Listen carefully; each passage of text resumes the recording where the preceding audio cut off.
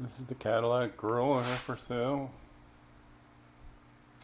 Do a movie so you can kind of see it better. I don't see any bends. Don't see scratches or imperfections. Let's turn it up at another angle.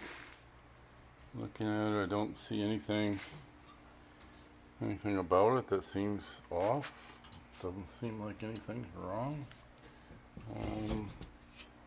Maybe this tab is over a little bit, but that's not a problem.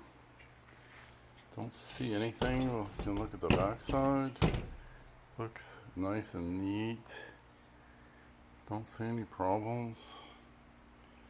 It's dirty. That's about it. Needs to be cleaned up. I didn't try to. Hopefully that answers the question.